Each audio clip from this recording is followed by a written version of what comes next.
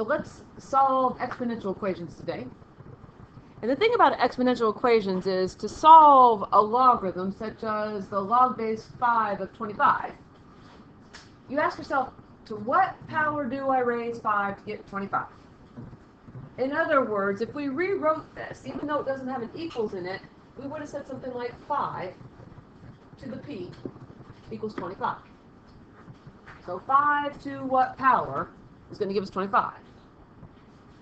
But what we're going to look at today is what happens when we don't know the answer to a problem. Like 5 to the p equals 25, p equals 2. But what happens when we get something like log base 3 of 7? And the thing is, if this property, the 5 to the p equals 25, cannot be used, what we're going to do is we're either going to take the common log, or we're going to take the natural log of both sides, and then we're going to apply the power property to help us solve. If the base of the exponential is e, use the natural logarithm, the ln.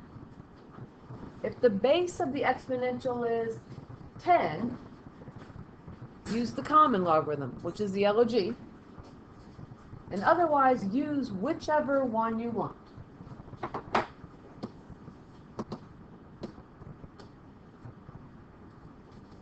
So problem number 1 here, it says, first of all, solve each equation algebraically, finding the exact value and then the approximate value, the nearest 10,000. Confirm your answer by graphing and finding the intersection point. Well, the key to these types of problems, first of all, like any solving equations, is that we need to make sure that we isolate what we're solving for. So as I read this problem out loud, how it reads is 4 times e to the x plus 3 equals 36. And since e has the variable on it, because it's e to the x, what we're going to do is we're going to start by dividing both sides by 4. And now what we have is we have e to the x plus 3 equals 9.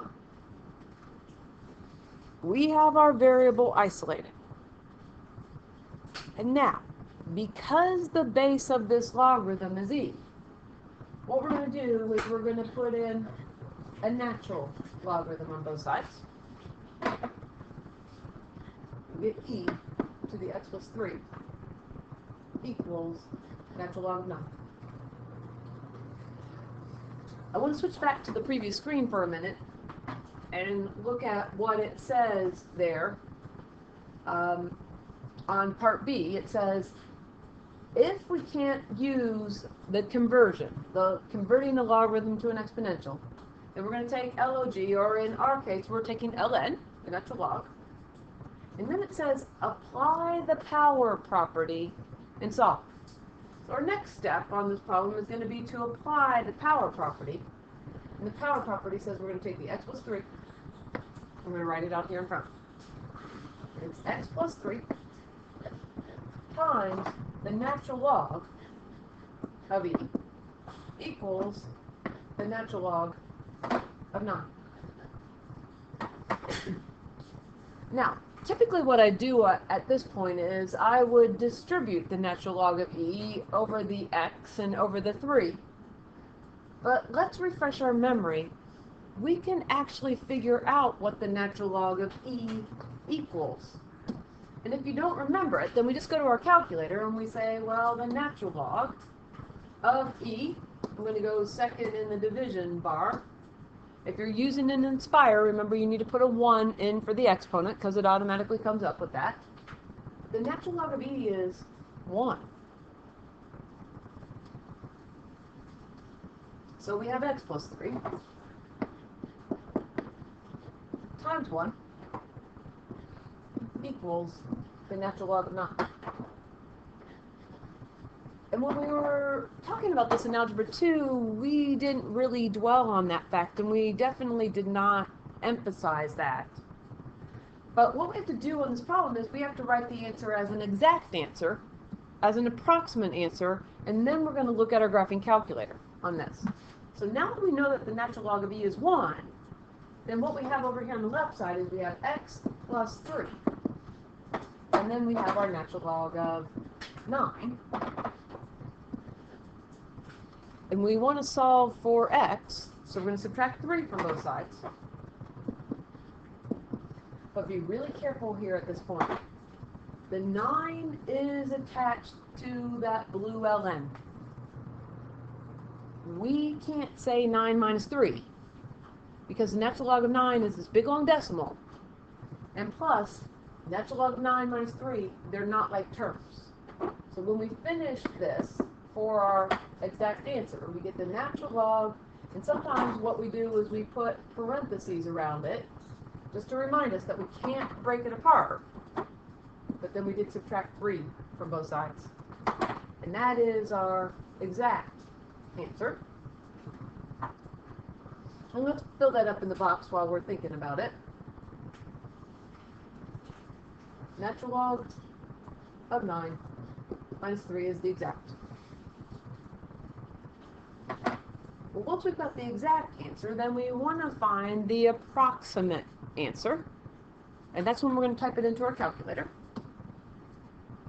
So we're going to type in the natural log of 9 minus 3.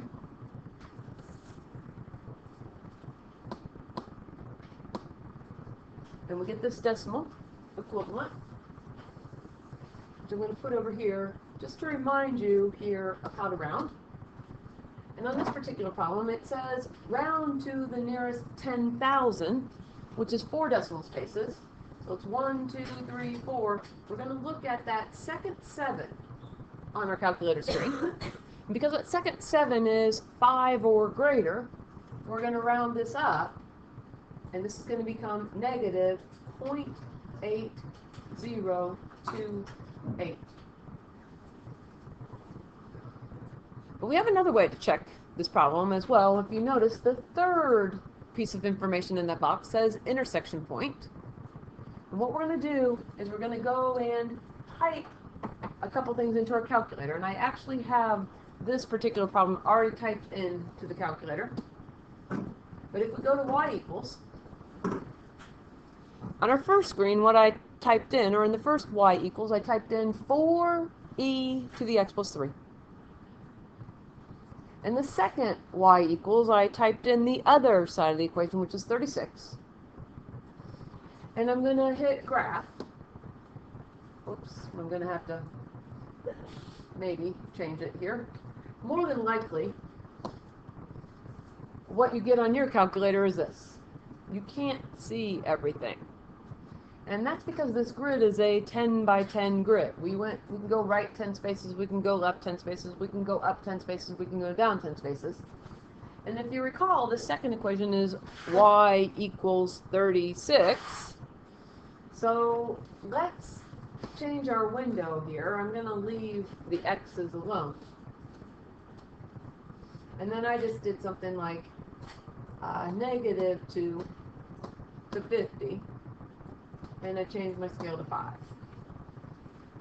And I just sit at the table and I play with it until I can get the graph to graph. There's also a button on your calculator that's zoom 0. Zoom 0 will sometimes work because that means try to fit the graph to the screen. But here what we have now, by changing that screen, is we have a place where we can get the intersection point. And what we do on the intersection point is we're going to hit second and trace. The second trace button gets us up to the blue calculate above trace. And if you look at your screen, what you see here is you see an intersect value, number 5. And what's going to happen is we're going to scroll, maybe, until I can see my cursor. There it is. And I'm going to go right there. I'm going somewhere close. Your numbers at the bottom of the screen don't have to be the same as my values at the bottom of the screen. If you prefer, you can be up here a little bit, somewhere close. I don't even get that close. Hit enter. Then what happens down here on our screen, it says second curve, and it hits on the second curve, wherever it lands, I leave it there. So again, your values don't have to be the same as mine. I'm going to hit enter. And then thirdly, we're going to hit enter. And this is going to give us our value. See that number there? Negative 0.8027754. Does that value look familiar? Because it should. If you compare it back to what we had there, we've got our rounded value, but down here we've got negative 0.8028, and the other value on our screen is y equals 36, and there's our intersection point. Back to the problems here. Let's look at another one. Problem number 2. Again, the key on these problems is isolating. We need to get the variable by itself, but where the variable is the exponent. So this is 3 times 7 to the 2x minus 1 equals 5. So our first step here is going to be to divide both sides by 3. And we're still left with 7 to the 2x minus 1 equals 5/3. I recommend not using a decimal when that's a repeating decimal. It will mess up your rounding if you're not careful. It's easy enough to type in 5/3. Well, once we get this, then we can put into here to help us solve. We've got it isolated. We can either put in ln like we did last time, or log. So I've got 7 to the 2x minus 1 equals log of 5/3. Our next step tells us that we need to use the power property. And our power property is 2x minus 1 out here in front. It's 2x minus 1. We're not so lucky this time because log of 7 doesn't work out to be a nice number like it did with the log of e in our last problem.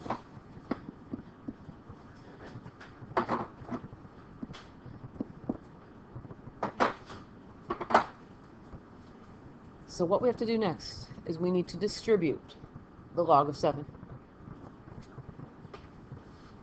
I'm going to take this value and distribute it here, distribute it here. Remember that log of 7 is some number. So when we distribute this, it's going to be 2x times the log of 7. And then it's going to be minus 1 times the log of 7. And no, you don't need to write the 1. But I want to show the distribution. We took log of 7 and we multiplied it by 2x. We took log of 7 and we multiplied it by 1. And then on the other side, we still have our log of 5/3. What we're working towards here is, first of all, we want to solve for x. That's our goal. And when we solve for x originally, we're going to get the exact answer. So we need to get x by itself. So let's move the 1 log 7. And you don't have to write the 1. I just wanted to show it for the distributive purposes. So let's add log 7 to the other side. And now we still have our 2x log 7. But over here on the other side, we've got log of 5/3 plus log of 7.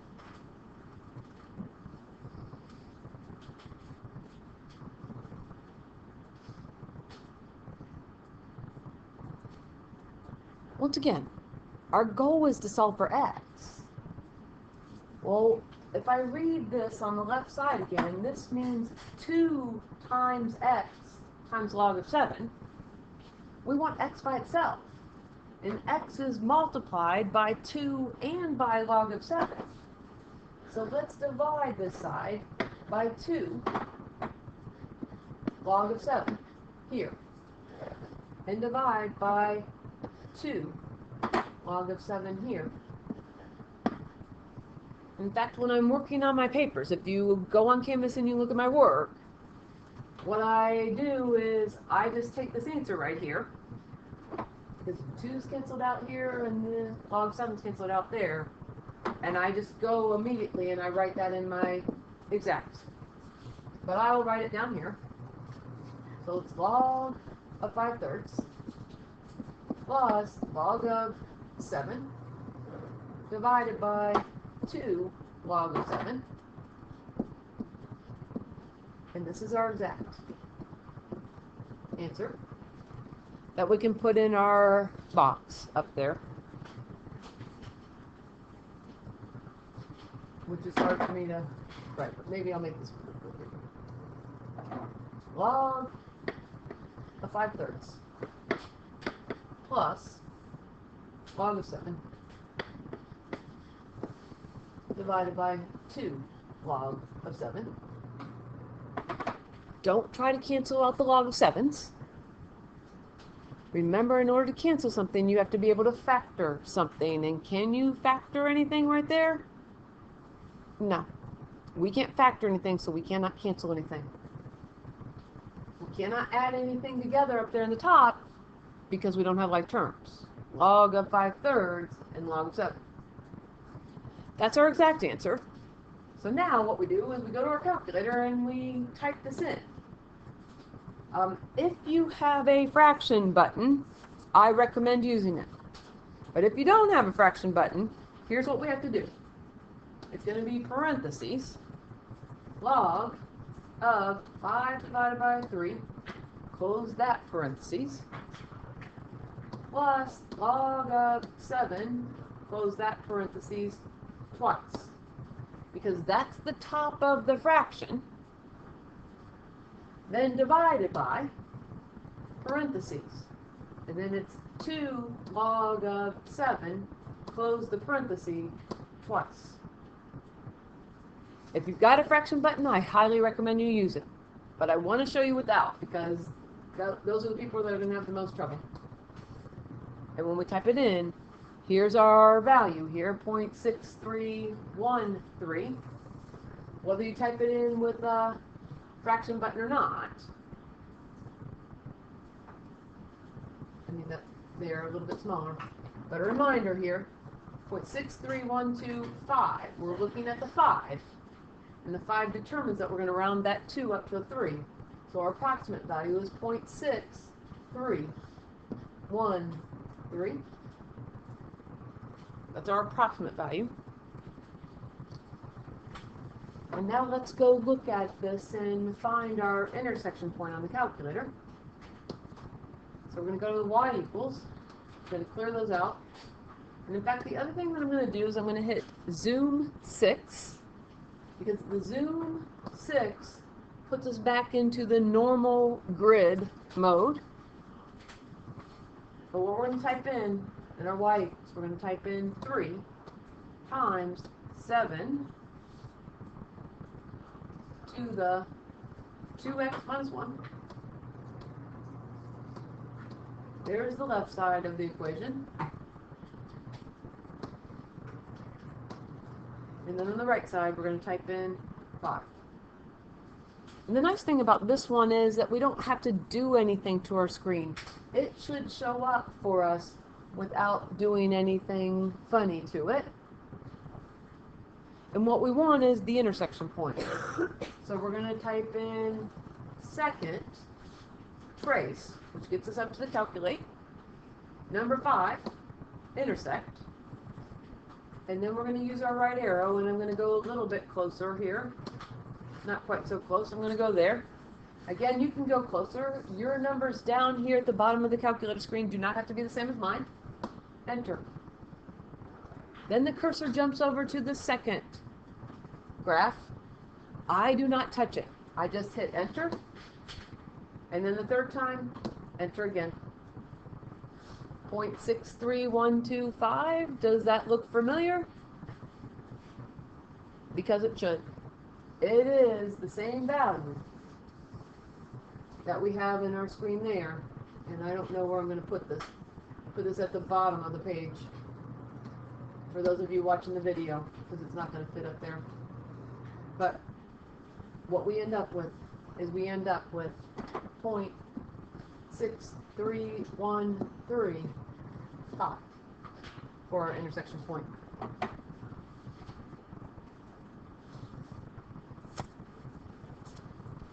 As we flip our paper over,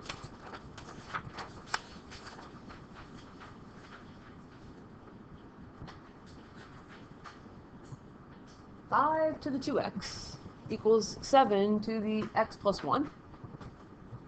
So we've got a couple issues on this one. The good news is that everything's isolated.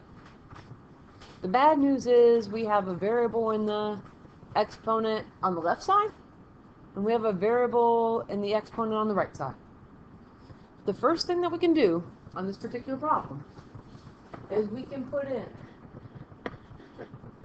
log on both sides.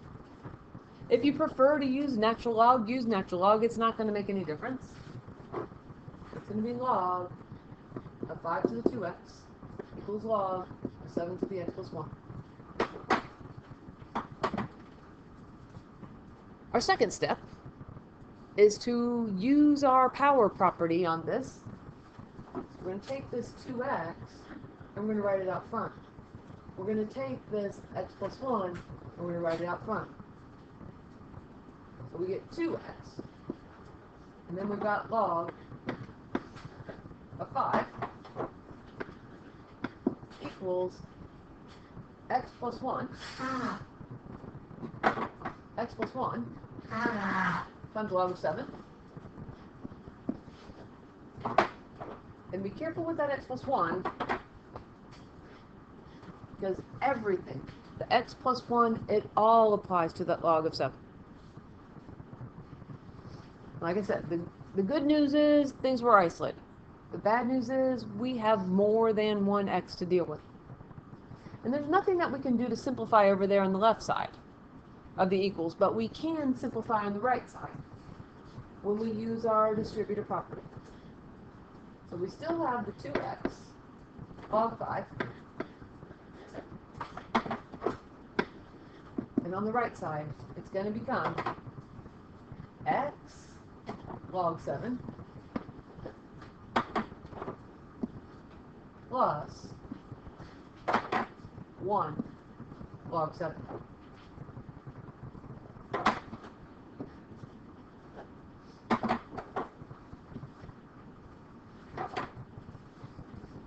Again, we don't need to write the 1. I just want to show the distribution. That log 7 gets multiplied by the x, the log 7 gets multiplied by the 1. But ultimately what we're trying to do when we solve these problems is we want to figure out, well, what does x equal? So our next step is going to be to move our x log 7 over to the other side. So let's subtract x log 7 from both sides. And we end up then with 2x log of 5 minus x log of 7. And over here on the right side, we still have log of 7.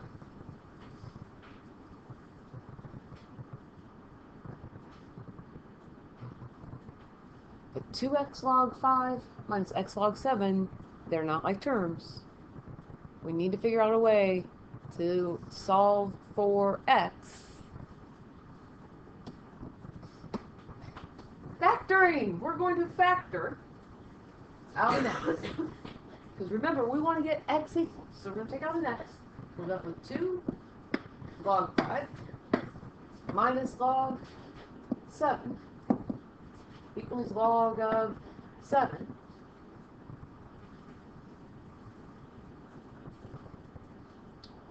And what we have now, we have x times that parentheses.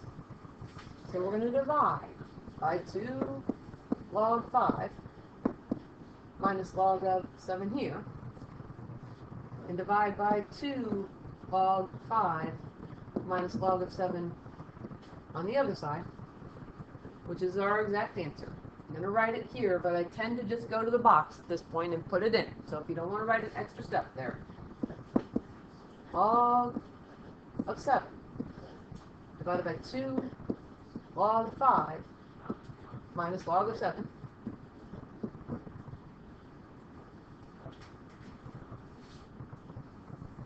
Then we'll put it up there in the box.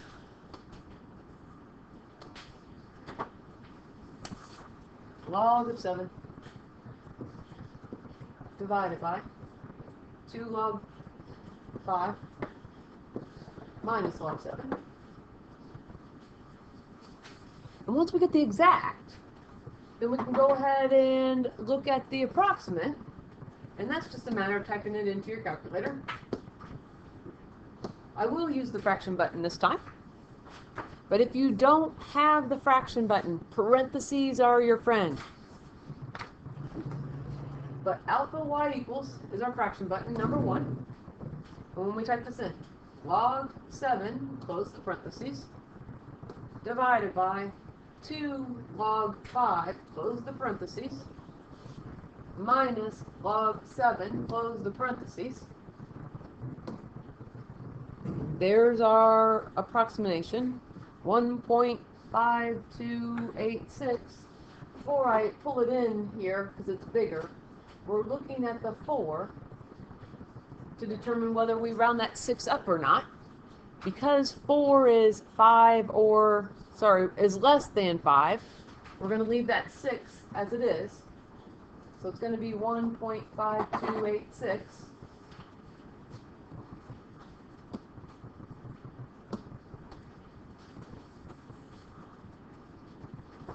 1.5286. And now let's look at the intersection.